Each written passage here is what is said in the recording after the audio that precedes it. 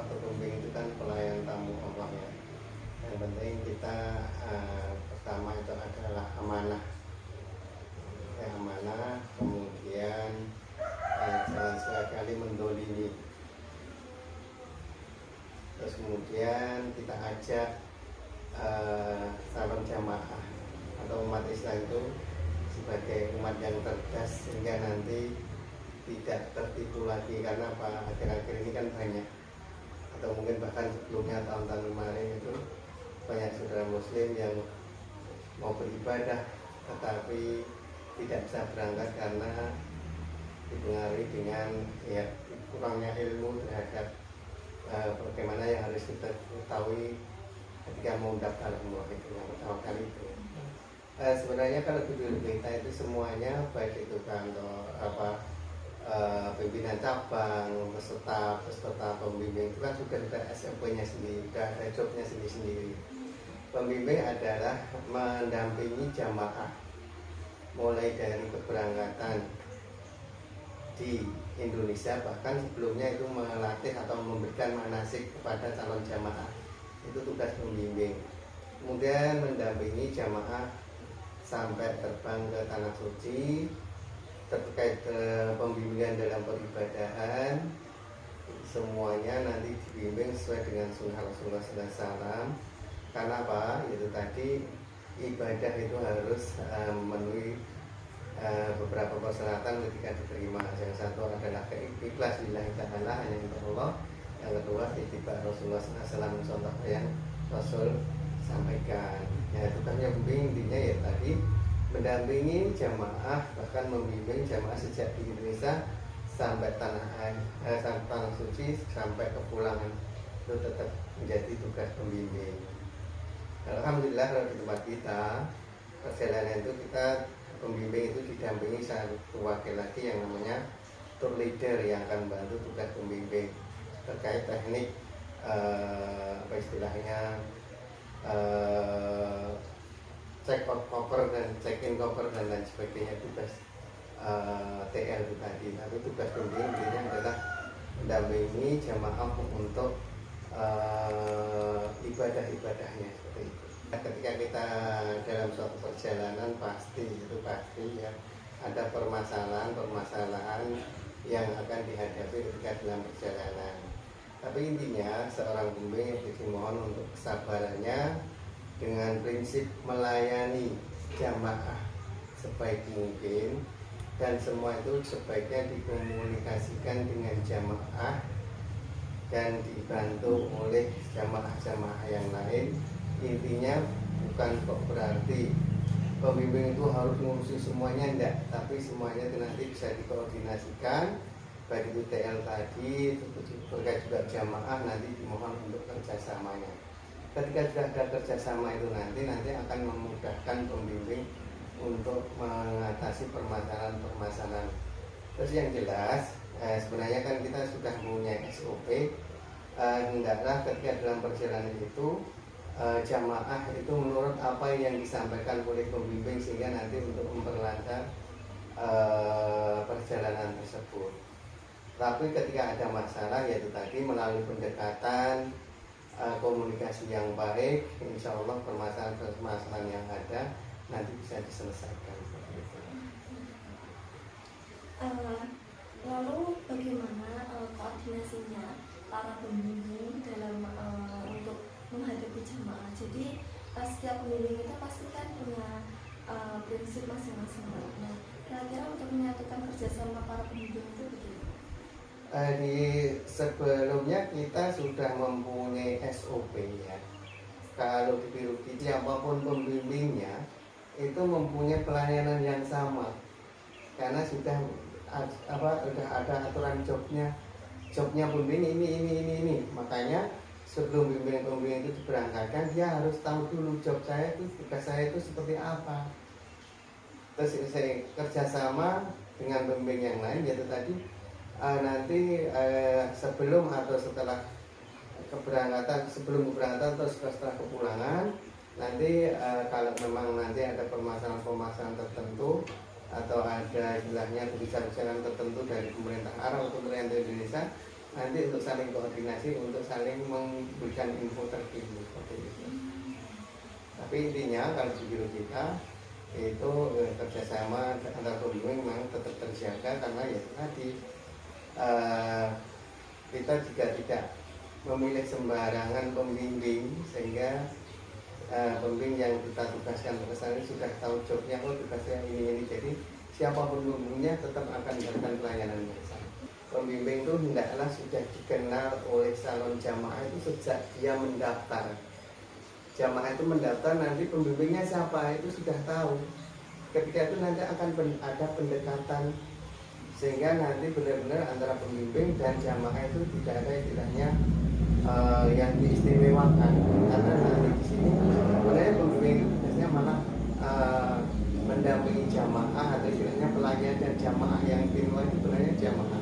Terus untuk pelayanan-pelayanan yang akhir-akhir ini yaitu tadi dimohon jamaah itu tidak merasa sungkan atau tidak merasa berkewuh itu untuk memerintahkan pembimbing atau meminta kepada pembimbing untuk minta dilayani atau ditolong. Malah kita sampaikan pada jamaah, anggap aja pembimbing itu anak dari jamaah itu sendiri, sehingga ketika jamaah itu tadi minta pertolongan pada pembimbing itu tidak merasa sungkan. Masa usah disuruh ngetik lonjo, masa gini dan lain sebagainya. Enggak, memang malah kita malah lebih senang ketika ada keterkaitan, apa istilahnya, hubungan yang baik antara pembimbing sama jamaah itu sendiri. Bahkan jadi tadi seperti saya sampaikan, kalau berkenan jadi seperti anggap saja pembimbing itu anak sendiri, ketika menyuruh apa aja nggak merasa kecil seperti itu. Itu yang pertama. Yang kedua adalah yaitu tadi, ya tugas pertama seorang pembimbing adalah mendampingi jamaah untuk bisa beribadah maksimal, mengingatkan dan lain sebagainya. Dan bahkan kalau di biro kita itu bukan tugas kita itu cuma mengantar jamaah sudah beribadah umrah selesai pulang sudah tenda. Setelah itu nanti masih ada pembinaan terkait ibadahnya, dengan adanya kajian, dengan adanya pertemuan dan lain sebagainya. Kalau mungkin harian bisa lewat WhatsApp terkait dengan motivasi ibadah dan lain sebagainya.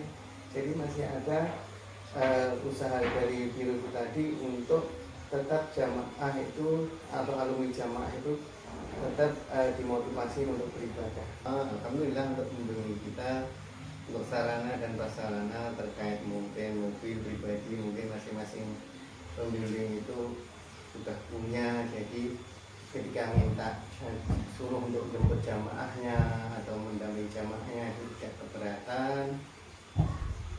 Terus terkait hak-hak yang diberikan pada pembimbing pun juga dari kantor juga tertunaikan, tidak ada yang terdolimi. Itu terkait pembimbing. Terus terkait dengan jamaah itu tadi prasarana atau sarana yang mereka terima diantaranya tidak lain adalah perlengkapan umroh, termasuk cover, tas ransel atau tas cabin atau tas lempang, terus buku panduan, batik atau seragam dan lain sebagainya. Itu kita berikan di awal, karena apa? Semuanya itu untuk istilahnya ketika dia mendaftar kemudian sudah diberi perlengkapan dan lain sebagainya, mereka akan merasa tenang, oh ya ternyata sudah diberi perlengkapan dan sebagainya seperti itu.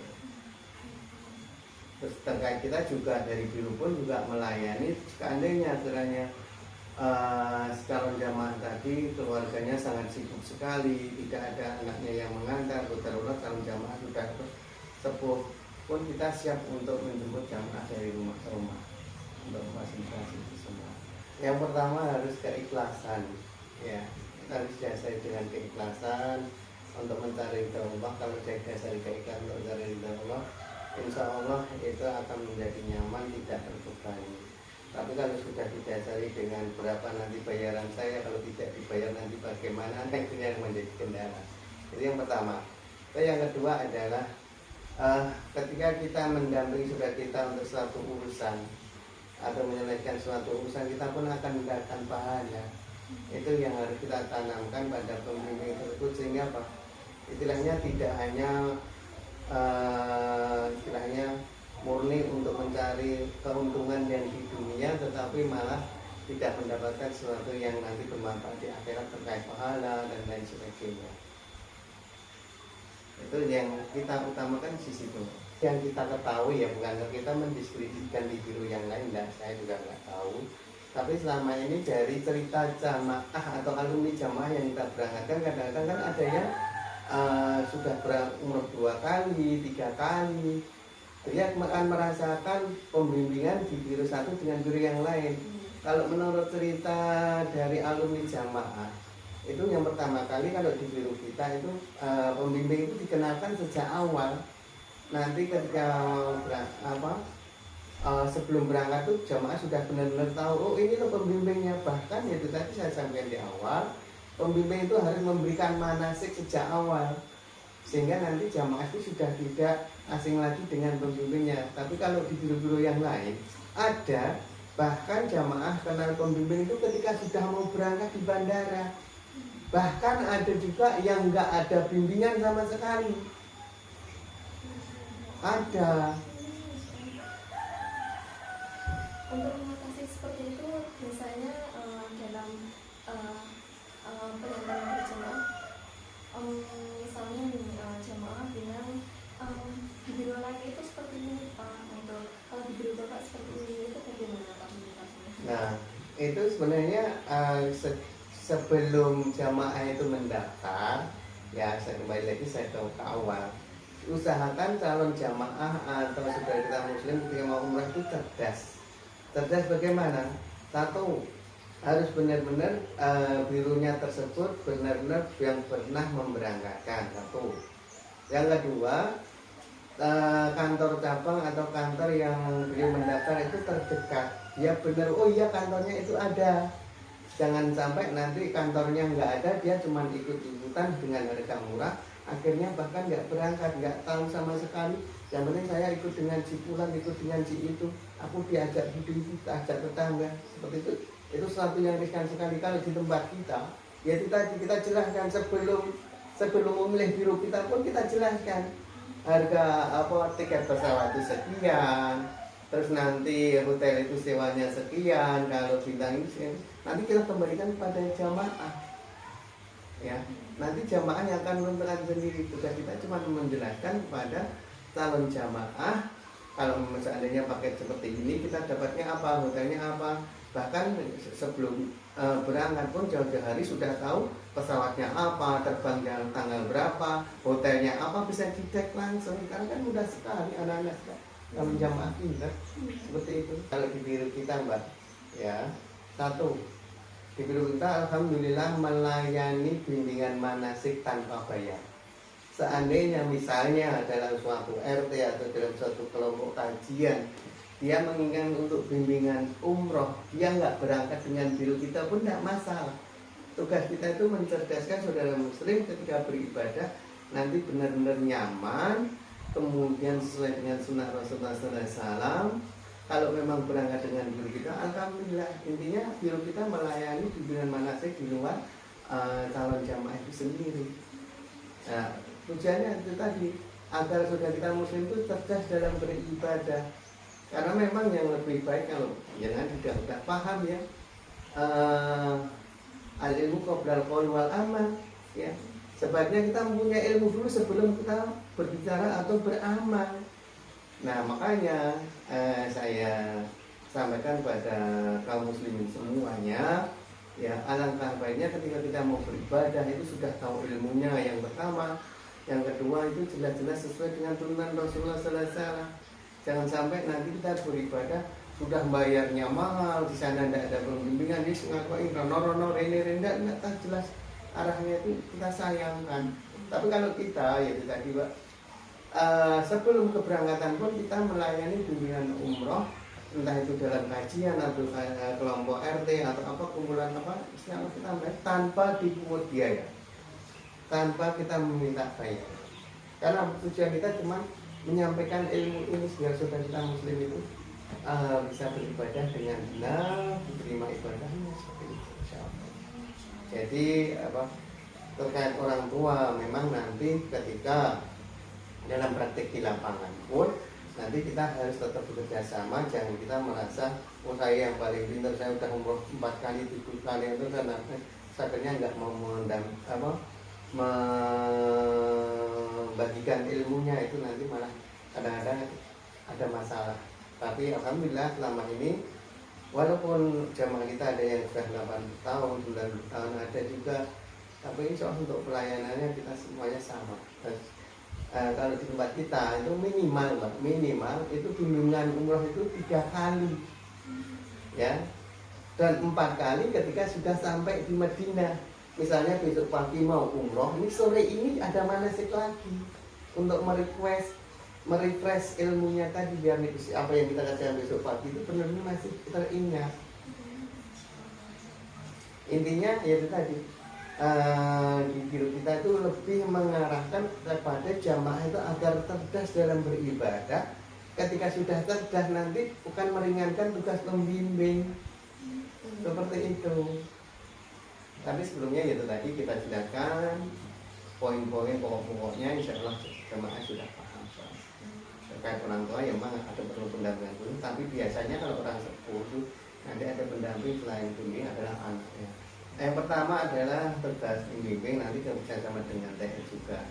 Itu adalah mengabsensi ketika keberangkatan. Itu menjadi tanggung jawab, jangan sampai nanti ada jamaah yang tertinggal.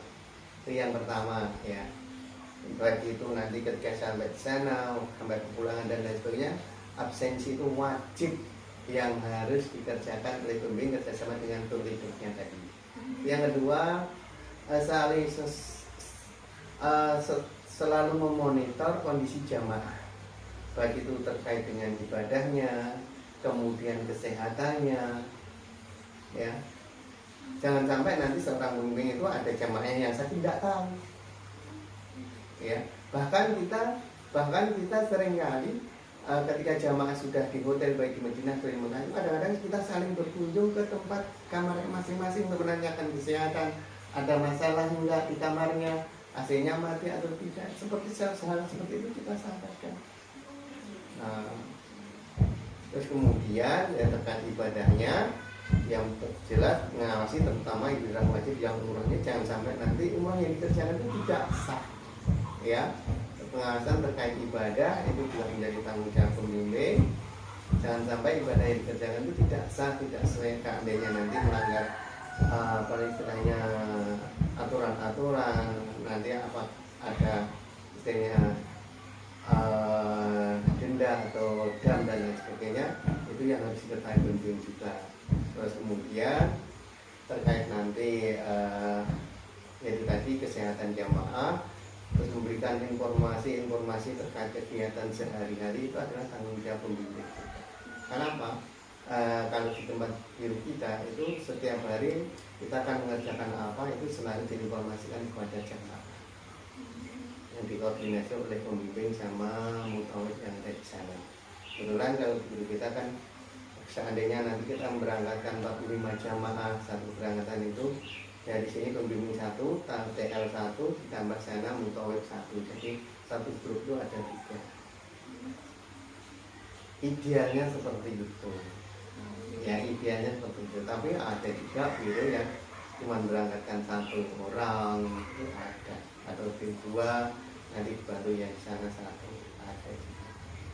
Tapi kalau di tempat kita SOP-nya memang kalau satu berangkatan 45 jamaah itu 1 pembimbing, 1 TL dan 1 mutawid.